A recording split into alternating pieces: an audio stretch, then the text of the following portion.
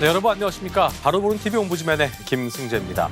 지난주 연합뉴스TV에서는 윤 대통령 의료개혁 관련 대국민 담화 뉴스와 함께 총선을 앞둔 후보들의 막바지 선거운동 관련 소식까지 다양한 뉴스를 보도해드린 바 있는데요. 먼저 지난주 주요 뉴스부터 정리해보겠습니다. 국민 여러분, 의료 전달 체계 개선 필수 의료, 지역 의료를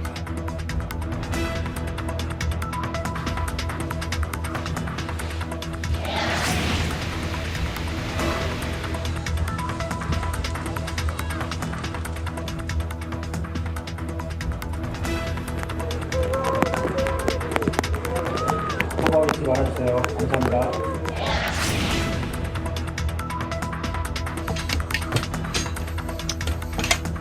就在花莲市轩辕路和中山路同步。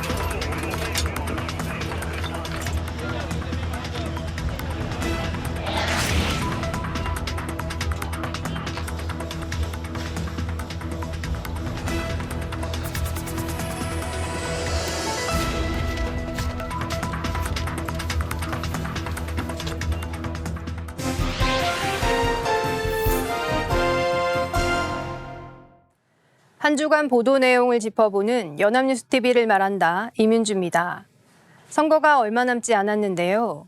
우리 지역의 후보자를 신중히 고르는 일만큼 신경 써야 할 부분으로 유권자가 지켜야 할 선거법이 있습니다.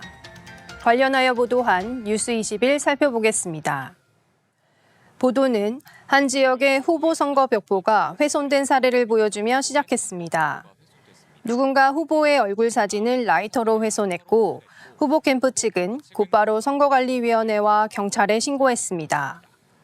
이처럼 정당한 사유 없이 선거 벽보를 찍거나 낙서를 하는 등 훼손을 할 경우 2년 이하의 징역 또는 400만 원 이하의 벌금에 처해집니다. 또 다른 지역에서는 특정 후보의 선거 현수막에 고정끈이 절단된 채 발견돼 경찰에 신고되기도 했습니다. 선전시설뿐 아니라 이를 고정하는 테이프나 끈을 훼손해도 처벌받을 수 있는 것입니다. 투표 당일 인증사진도 주의해야 합니다. 투표소 안에서는 인증사진을 촬영할 수 없고 특히 기표소 안에서 투표지를 촬영하면 2년 이하 징역이나 400만 원 이하의 벌금에 처해질 수 있습니다. 이번 총선부터는 유권자도 규격의 제한은 있지만 소품을 활용한 선거운동을 할 수 있습니다. 또한 선거 당일에는 인터넷 전자우편이나 문자메시지, SNS를 이용한 선거운동이 가능합니다. 하지만 대량으로 단체 문자를 보내거나 전문 업체를 통해 문자를 전송하는 건 불법입니다. 또 후보자나 그 가족 등에 대해 사실을 적시해 비방하거나 SNS 등에서 허위 사실을 유포하는 행위는 형사처벌 대상으로 주의가 필요합니다. 선거 전 유권자가 지켜야 할 주의사항에 대한 환기는 반드시 필요한 보도라고 생각합니다. 투표소 인증샷과 관련된 주의사항과 같이 이제는 널리 알려진 내용임에도 불구하고 선거 때마다 반복적으로 관련 사건이 발생하고 있기 때문입니다. 이처럼 유권자 주의사항은 여러 번 반복하여 보도해도 좋을 만큼 중요한 내용이라고 생각합니다. 참고할 수 있는 자료 화면도 적절하게 제시되어 정보 습득에 도움이 되었습니다. 특히 보도에서 언급하였듯 이번 선거부터는 유권자가 스스로 만든 소품을 이용해 선거운동을 할 수 있게 된 만큼 새로운 주의사항도 추가되었습니다.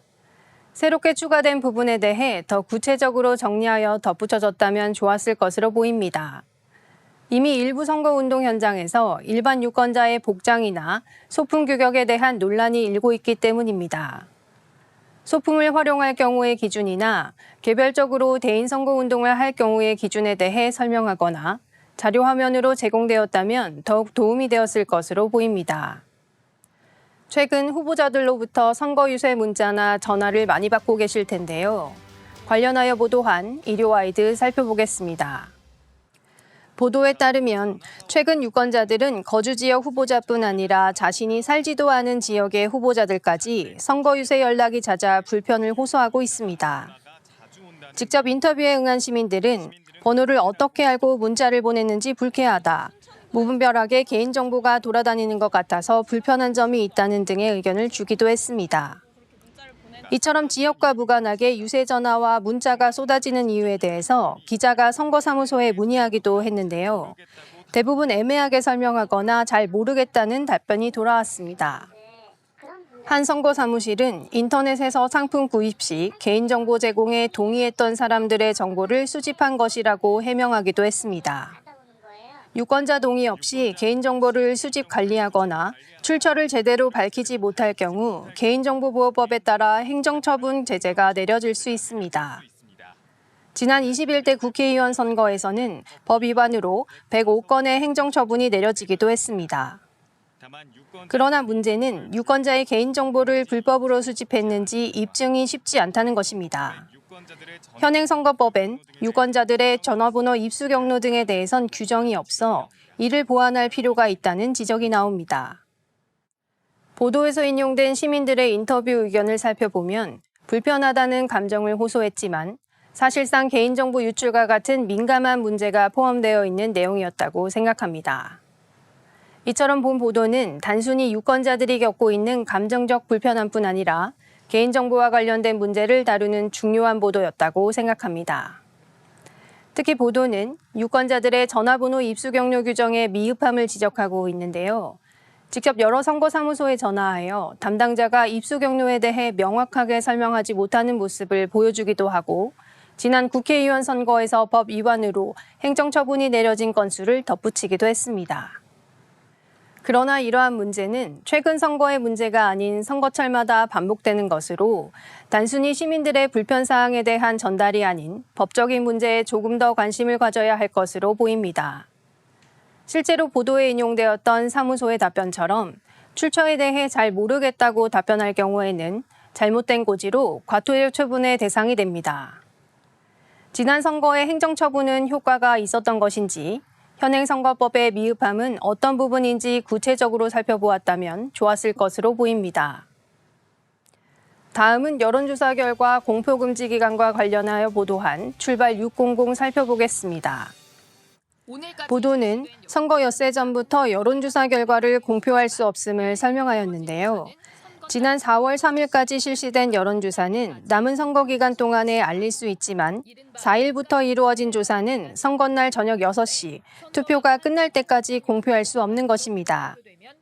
이는 이른바 깜깜이, 블랙아웃 기간이라고도 표현되는데 선거 막판 부정확한 여론조사가 무더기로 발표되면 유권자들의 판단에 혼란을 줄 수 있다는 우려에 도입됐습니다.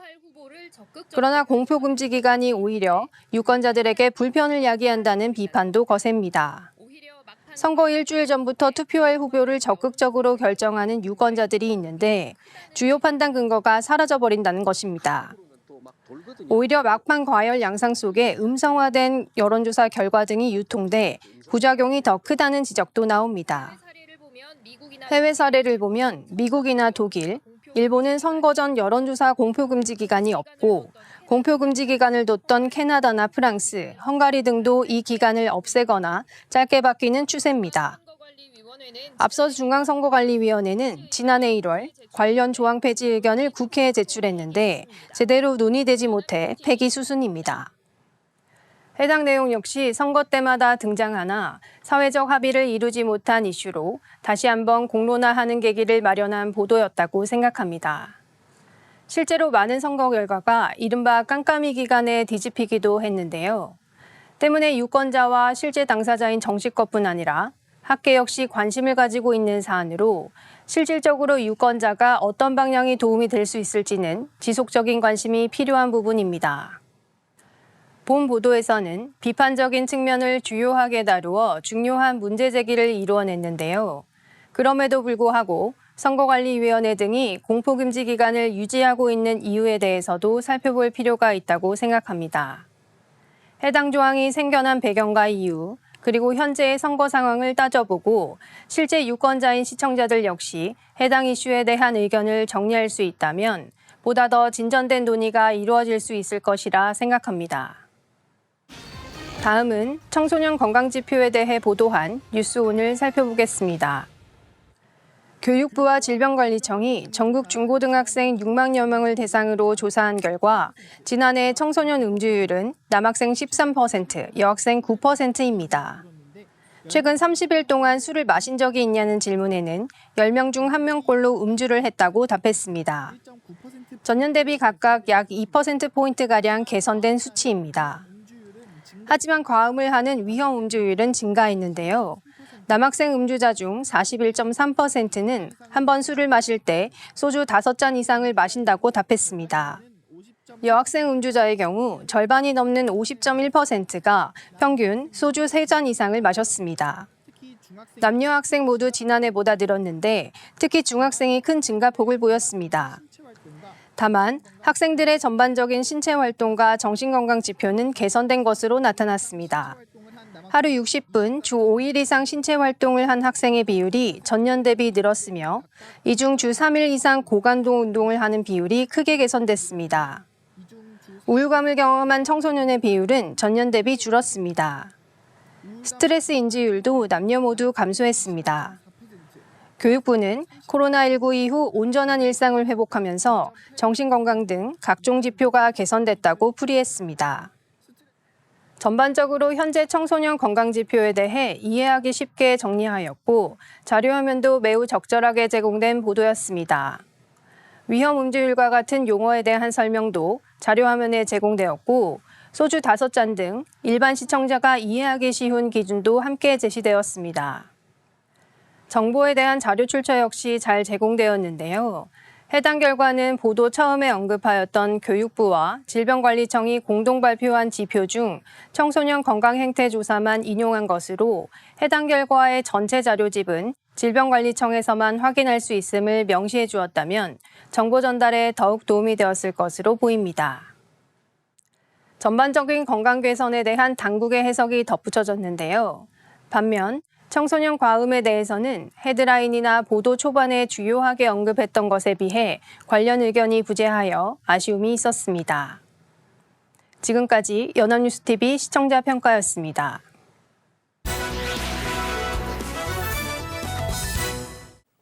네, 이번 시간은 주말에 방영되는 제작 프로그램을 대학생의 시선으로 분석하고 평가해보는 시간이죠. 캠퍼스 TV 리포트입니다. 이번 주에는 한국외국어대학교 오다영 학생과 함께하겠습니다. 어서 오십시오. 안녕하세요. 예, 다영 학생 지난주에는 어떤 프로그램 모니터링했습니까? 네, 저는 매주 일요일 오후 12시 40분에 방송되는 풍경여지도를 모니터링했습니다. 지난달 24일 그리고 31일에 방송된 풍경여지도에서는 볼거리, 놀거리, 먹거리가 가득한 고속도로 위 오아시스, 바로 각 지역 곳곳의 휴게소에 대한 소개로 가득했는데요. 그럼 자세한 모니터링 내용 지금부터 전해드리겠습니다.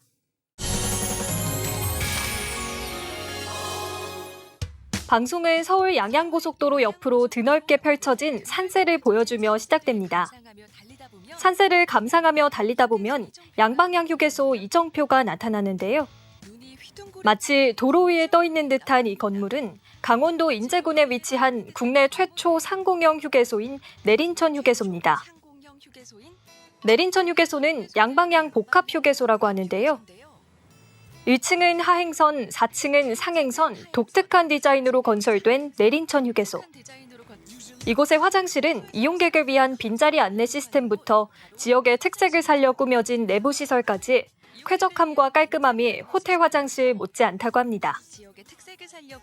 휴게소에서 사람들의 발길이 끊이지 않는 또 다른 한 곳, 바로 먹거리가 가득한 푸드코트인데요. 휴게소 건물 4층에 있는 푸드코트에는 이미 식사하는 손님들로 가득 차 있습니다. 내린천 휴게소에 들렀다면 꼭 먹어봐야 하는 메뉴가 있다고 하는데요. 바로 강원도 산지에서 자란 싱싱한 산나물로 만든 참사리 산나물 비빔밥입니다. 미리 볶은 5가지의 산나물을 밥과 함께 솥에 넣어 한 번 더 데운 후 손님에게 나간다는데요. 조리 방법은 간단하지만 영양 가득한 한 끼를 먹을 수 있는 메뉴라고 합니다.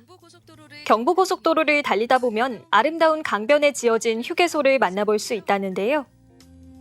국내 1호 휴게소인 추풍령 휴게소에 이어 두 번째로 지어진 고속도로 대표 쉼터 중 하나, 금강휴게소입니다. 시원하게 펼쳐진 산과 그 사이를 지나는 금강 물줄기는 어느 명소 못지않은 훌륭한 경관을 자랑하는데요.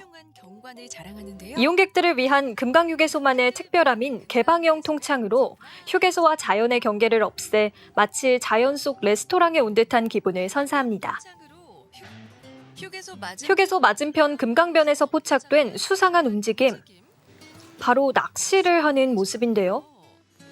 휴게소에서 낚시라니 조금 생소한 듯합니다.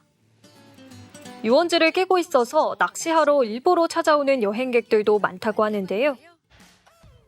낚시에 이어 금강에서 즐길 수 있는 또 하나의 체험거리, 바로 수상스키입니다. 이 밖에도 여름철에 즐길 수 있는 다양한 레포츠와 차박은 금강휴게소만의 또 다른 묘미라고 합니다. 휴게소의 하이라이트인 먹거리도 빼놓을 수 없죠. 금강휴게소에 오면 금강의 자랑인 이것을 꼭 먹어봐야 한다고 하는데요.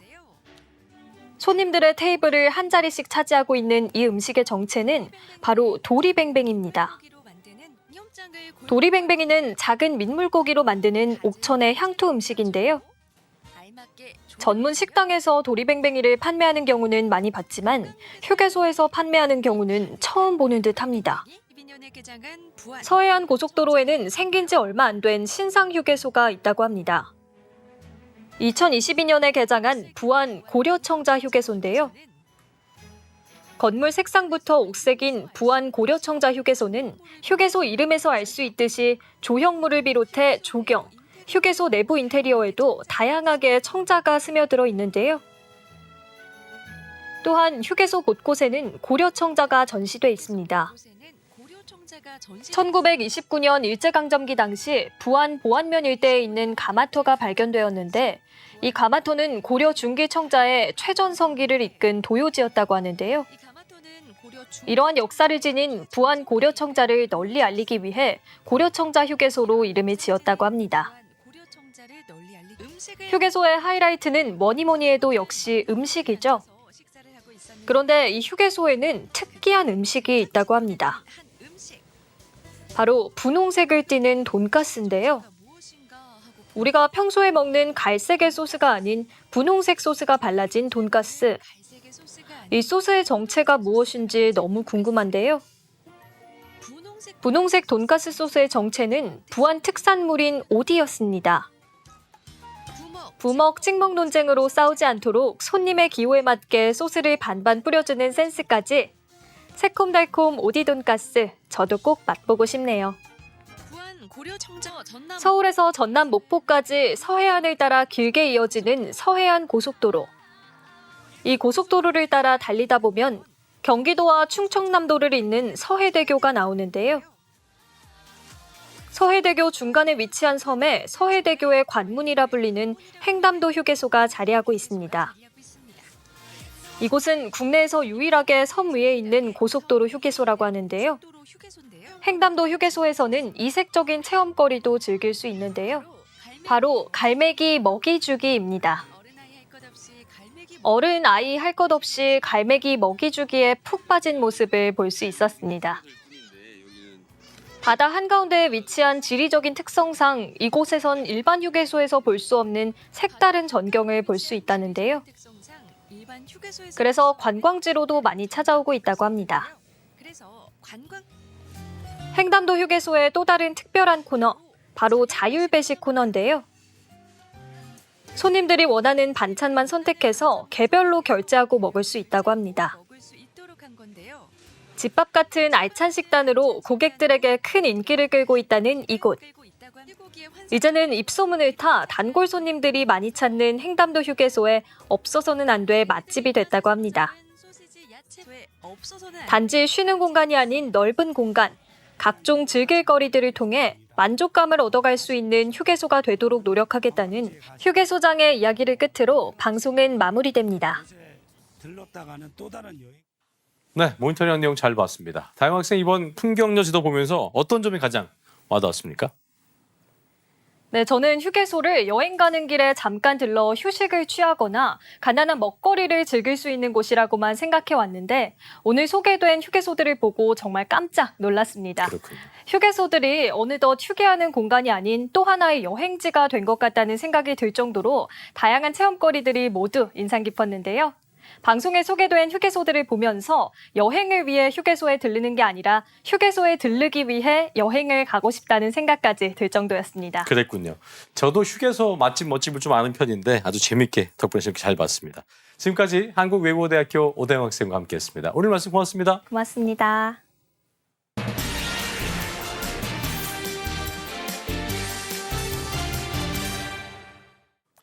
자, 온라인 구매는 이제 일상이 됐죠. 최근 국내에서 중국 온라인 플랫폼 이용자가 급증하면서 한국의 유통업계가 비상인데요. 오늘 TV와 비평에서 관련 내용 자세히 짚어보겠습니다.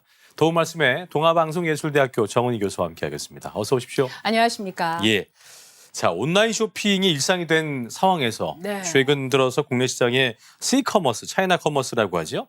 알리나 테무 같은 중국의 온라인 쇼핑 플랫폼이 초저가 전략을 그야말로 앞세우면서 네. 점유율이 급등하고 있는 상황인데요. 먼저 이 같은 C커머스의 매출 증가세와 이게 업계에 미치는 파급력에 대해서 언론이 어떻게 보도하고 있는지부터 정해 주시죠. 네.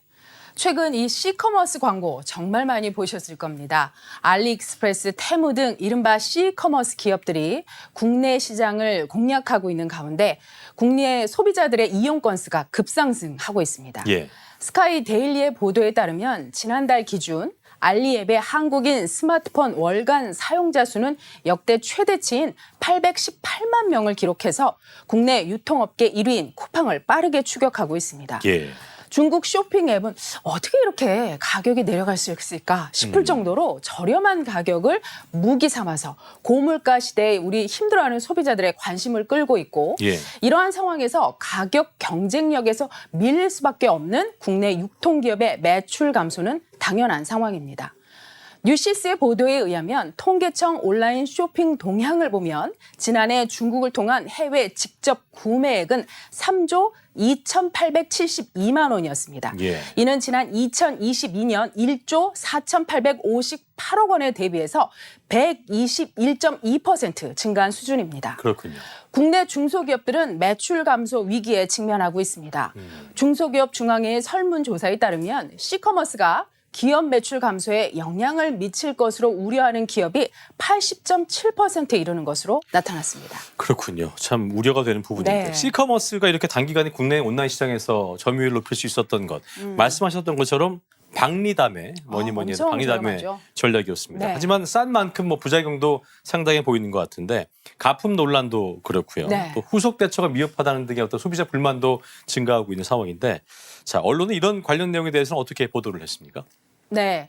데일리안의 보도에 따르면 이 C커머스 초저가 상품의 비밀은 면세 혜택과 KC 인증 의무 면제, 예. 국내 중간 유통 마진이 붙지 않는 것 등에 있습니다.